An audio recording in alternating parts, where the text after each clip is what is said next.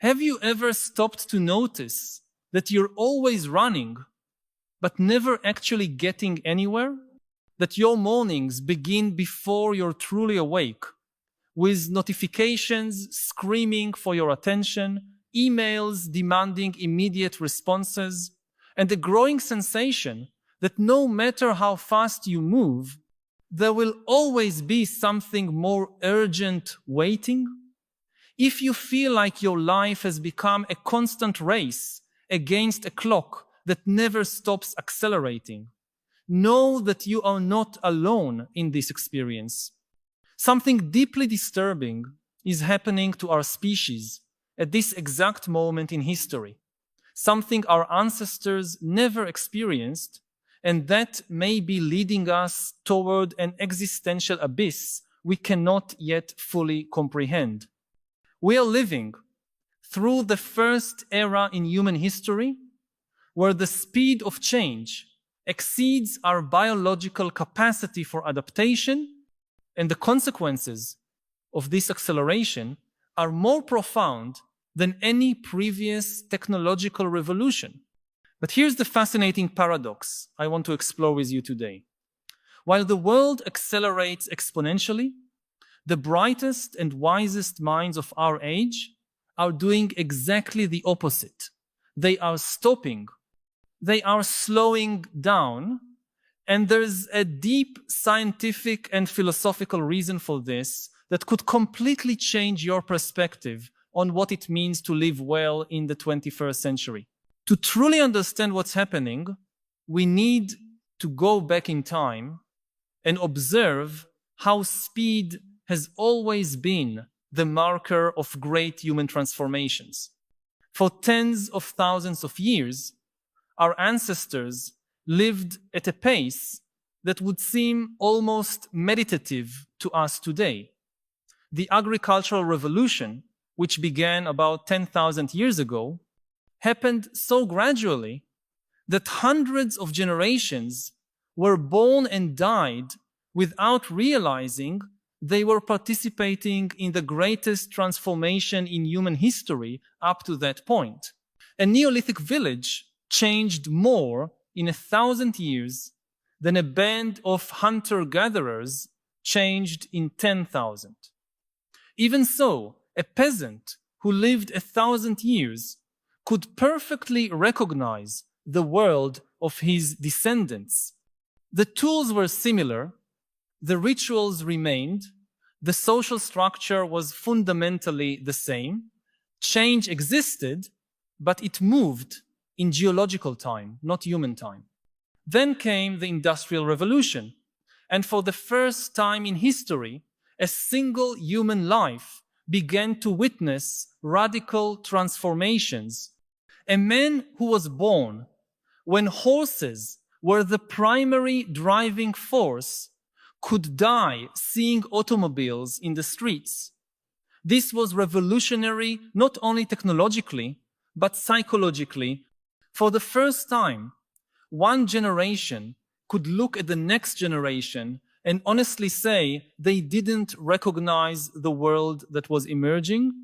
But even this revolution, compared to what we live today, was almost glacial in its speed. Changes took decades to consolidate, allowing societies, laws, values, and mental structures to gradually adapt.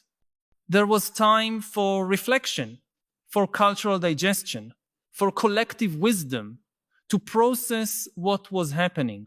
Now, however, we are living something completely different. We are in the era of exponential acceleration, where the speed of change not only increases, but increases ever faster. What used to take generations now happens in years. What used to take years now happens in months. And what used to take months now happens in weeks. An application can be launched on Monday and fundamentally transform how billions of people communicate by Friday of the same week.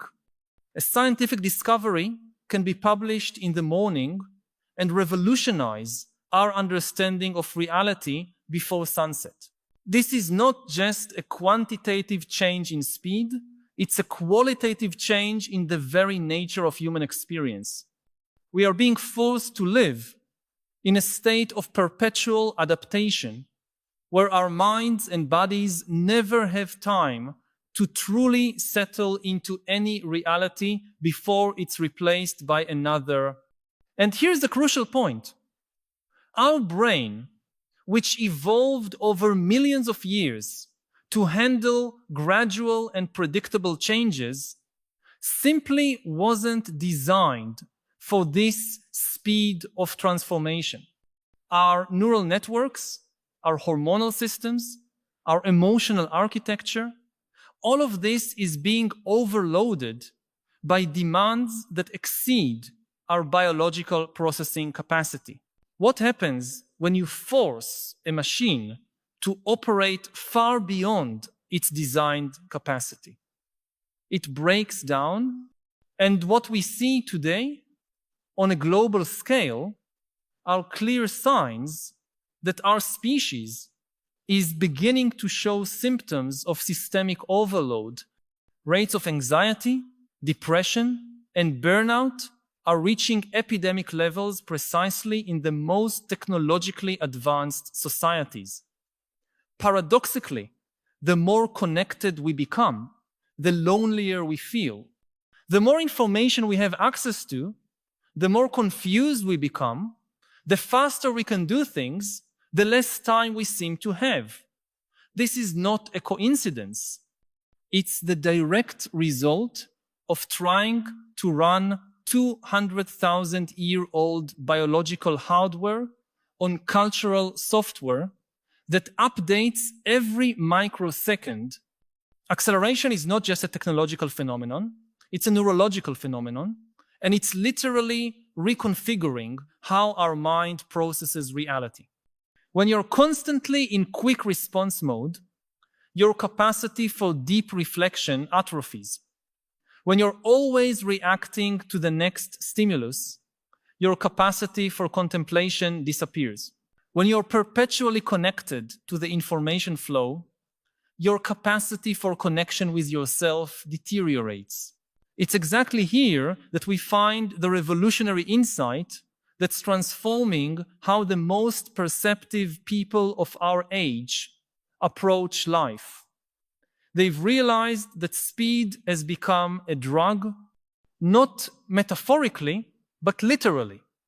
The constant stimulation, immediate response, instant feedback, all of this activates the same neural circuits that are activated by addictive substances. Each notification is a small dose of dopamine. Each like is a reinforcement. Each digital interaction is a chemical validation. And like any drug, speed creates tolerance. You need more and more stimulation to get the same feeling of satisfaction.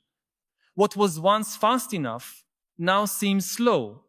What was once intense enough now seems boring. And so you accelerate more and more, chasing a state of excitement that becomes increasingly fleeting and less satisfying. But there's something even deeper happening here. Speed isn't just addicting us, it's fragmenting our consciousness.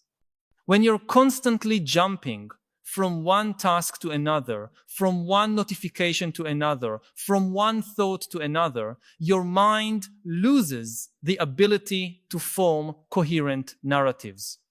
You begin to live in disconnected fragments of experience rather than in a continuous and meaningful story. And without narrative, without the ability to connect past, present, and future in an understandable sequence, meaning disintegrates. You may be doing many things, but none of them seem to really matter. You may be constantly busy, but deeply empty.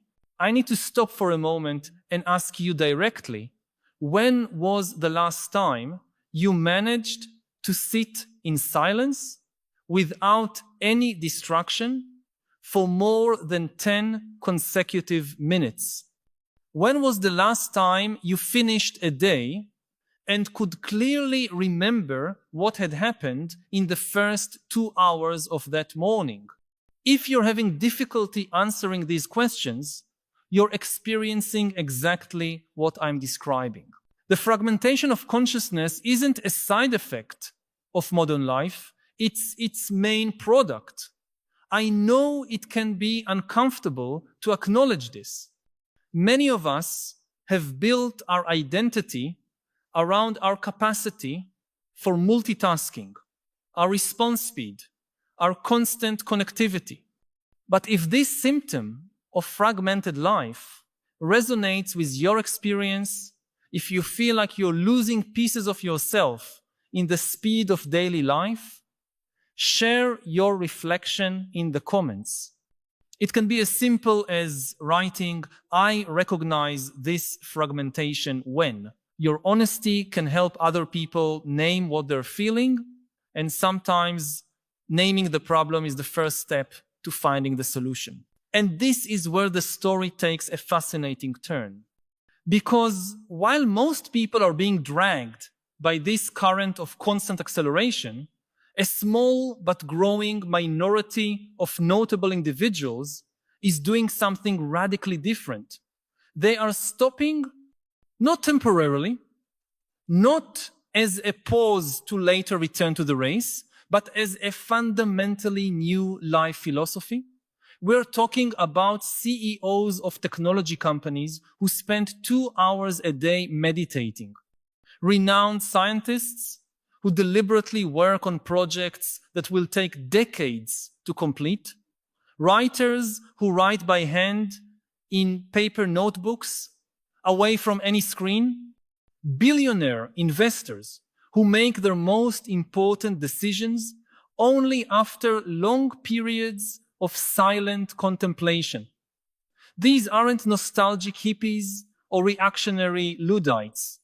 They are some of the most sophisticated and successful minds of our age, and they've discovered something profound. Intentional slowness isn't the opposite of efficiency. It's the only real form of efficiency in a hyper-accelerated world. What these individuals have understood is that there's a fundamental difference between being busy and being productive, between being fast and being effective, between processing information and generating wisdom. In a world where everyone is trying to do everything faster, the real competitive advantage belongs to those who can do the right things with depth and intentionality. They realized that speed kills quality, not just the quality of work, but the quality of experience, the quality of relationships, the quality of thought, and fundamentally, the quality of life. When you intentionally slow down, something extraordinary happens. Your mind stops operating in survival mode and begins operating in growth mode. Instead of just reacting to the environment, you begin to create the environment. Instead of being driven by external impulses, you begin to be guided by internal values. Instead of living in disconnected fragments, you begin to live a coherent and meaningful story. Modern neuroscience confirms what contemplatives have always known. The brain has two fundamental modes of operation. The task network mode, which is active when you are focused on specific goal-oriented activities, and the default network mode, which is active when your mind is apparently doing nothing. But this apparent doing nothing is actually when the most important processes of the human mind happen. Memory consolidation, experience integration, creative insight generation, personal meaning, formation, and the construction of a coherent sense of identity. When you're constantly stimulated and always busy, you systematically suppress this second mode of brain operation. And when this happens, you don't just lose the ability to deeply process your experiences, you lose the ability to truly know yourself. Because self-knowledge doesn't emerge from action, it emerges from reflection. Wisdom isn't born from information, it's born from contemplation. Creativity doesn't arise from stimulation, it arises from silence. And this is exactly what the wisest of our age have rediscovered. They understood that in a culture obsessed with doing more, faster, the real revolution is in doing less, slower, but with infinitely more depth and intentionality. They've created what we can call islands of slowness in an ocean of speed, temporal and mental spaces where haste is not allowed, where contemplation is valued, where depth prevails over superficiality. This is not a rejection of technology or progress. It's a more mature and sophisticated relationship with both. It's the difference between being a passive consumer of speed and being an active curator of experience. It's the difference between letting digital culture determine the pace of your life and consciously choosing your own pace. And here's the most beautiful paradox. When you intentionally slow down, you don't become less effective in the accelerated world. You become more effective because you begin to operate from a center of clarity rather than chaos. You make decisions based on wisdom, not impulse. You create real value, not just activity. You live your life according to your deepest priorities, not according to the loudest demands. And perhaps most importantly, you develop the ability to be truly present for your own existence instead of simply surviving it. This is the great irony of our time. In an era where we have access to more possibilities than any previous generation, many of us have lost the ability to consciously choose among these possibilities. We are being carried by the current of cultural acceleration instead of deliberately navigating toward our chosen destinations. But the good news is that this is reversible. Intentional slowness is not an innate talent, it's a learned skill. And like any skill, it can be developed through practice. It begins with small moments of conscious pause during the day. It can be as simple as breathing consciously for 30 seconds before checking your phone, or walking once a week without any podcast, music, or company, just you and your own thoughts, or eating one meal a week in complete silence, paying total attention to flavors, textures, and sensations, or writing 3 pages by hand once a week, letting your mind wander freely without any specific goal. These practices may seem small, almost insignificant, compared to the magnitude of the problem we're facing. But they are the seeds of a personal revolution that can fundamentally transform your relationship with speed and, by extension, with your own life. What we're really discussing here is not just a matter of productivity or personal well-being, although both are important. We're talking about the future of human consciousness. We are at a historical inflection point where we can consciously choose what kind of mind we want to cultivate, what kind of experience we want to have, what kind of life we want to live. The exponential acceleration that characterizes our age is not going to slow down. If anything, it will intensify. Artificial intelligence will make change even faster. Biotechnology will make possibilities even more vast. Virtual reality will make experiences even more immersive.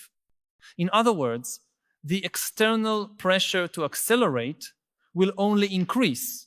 And that's exactly why the ability to intentionally slow down becomes not just valuable, but essential. Not as an escape from modern reality, but as the only way to navigate it with wisdom and purpose. The wisest people of our age are not rejecting the future, they are preparing for it. They understood that in a world where machines will be increasingly fast, the distinctive human advantage will be in our ability to be slow when slowness is appropriate, deep when depth is necessary, contemplative when contemplation is valuable. They realized that while machines process information, humans create meaning, and the creation of meaning cannot be accelerated. It requires time, attention, reflection, and above all, presence. The great challenge of our age is not how to do more things more quickly, but how to live more deeply. It's not how to process more information, but how to generate more wisdom. It's not how to be more efficient, but how to be more human. And full humanity, truly lived life, is only possible when you have the courage to stop in the middle of the universal rush and ask, what really matters? What do I really value? How do I really want to live?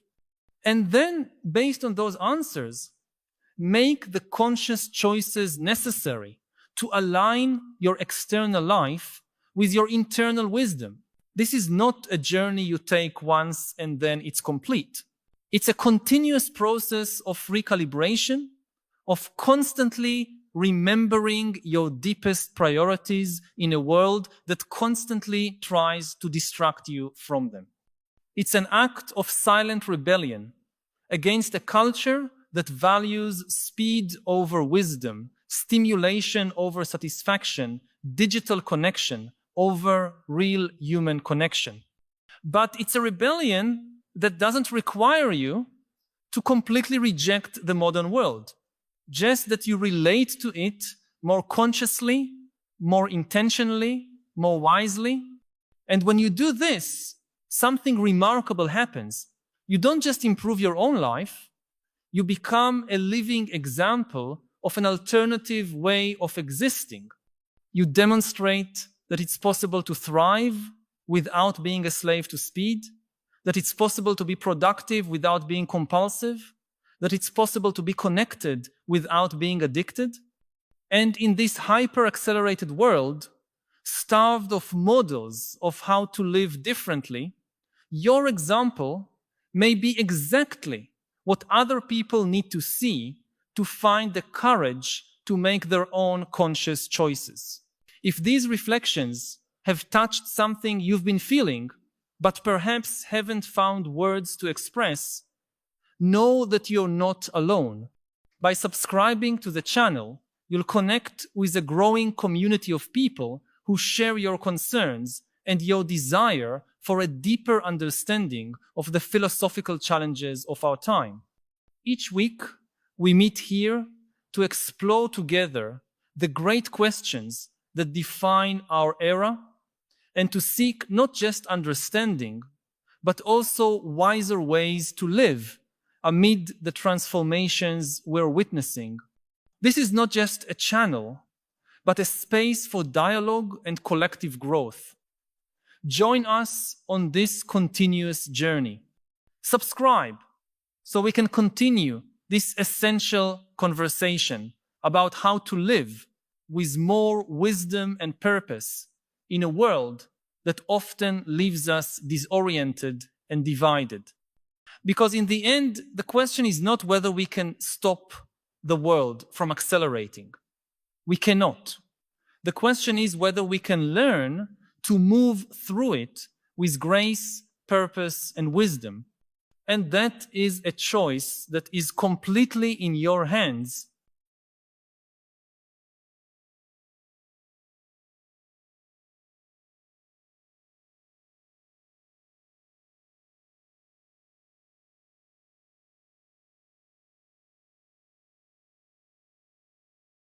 AI should never pretend to be a human being. All this talk about freedom of speech is in many ways misleading because only humans have freedom of speech.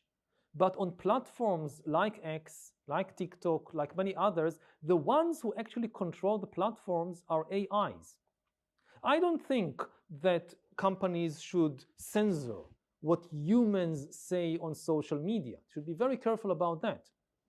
But so many people are saying so many things, and the ones who choose which posts to promote, who magnify the message, they are algorithms, not human beings. There should not be any protection of freedom of speech for the algorithms because the algorithms don't have freedom of speech. So you're all for banning algorithms and bots? No, not for banning them, but for regulating them. One key regulation is that an AI should never pretend to be a human being. If you're interacting with somebody online, you should be able to know if it's an AI or not. It's okay to interact with AIs, but on condition that it reveals it is an AI. All the problems we face, we also have the resources to deal with them.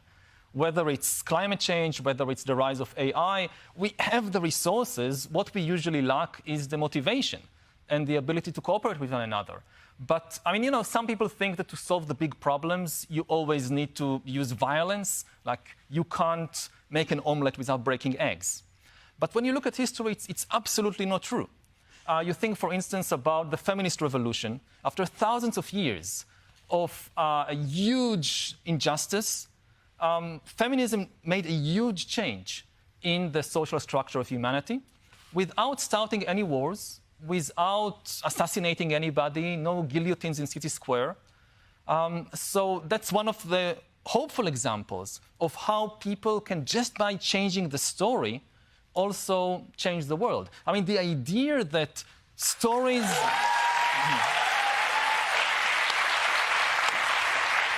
I think you're converting people to your religion right now. The idea that stories kind of fuel history, there is a positive promise there that, if it's all about power, the only way to change power structures is with violence. But if it's really, at least in part, about the stories people believe, then potentially by talking with people and changing the stories in which they believe, you can change the world. The experts in many institutions have heaped shame upon their own heads in recent years. This is why we need two things. First of all, we need several institutions, not just one, so they keep each other in check. The basic assumption is humans are fallible. Institutions are composed of humans, so all institutions are fallible. They can make mistakes, they can be corrupted, and therefore you need several institutions. So if one institution is really corrupted, you can go to the courts, or you can expose it in newspapers or in other media or whatever. And secondly, every institution needs a self-correcting mechanism. This is the sign of a good institution, that it has mechanisms inside the institution to identify and correct its own mistakes. This is, again, a key difference between democracy and dictatorship. Dictatorship has no self-correcting institution. There is no mechanism in Russia that can expose and correct Putin's mistakes. But democracy is all about self-correction. The basic mechanism of elections is that every 4 years or so, you can say, oh, we made a mistake. Let's try something else. But of course, every mechanism like this is itself fallible. Elections can be rigged. Like we just had elections in Venezuela, and the Venezuelan people said, okay, we made a mistake with Chavez and Maduro. Let's try something else. But because Maduro is in power, he rigged the election. He said, no, I won.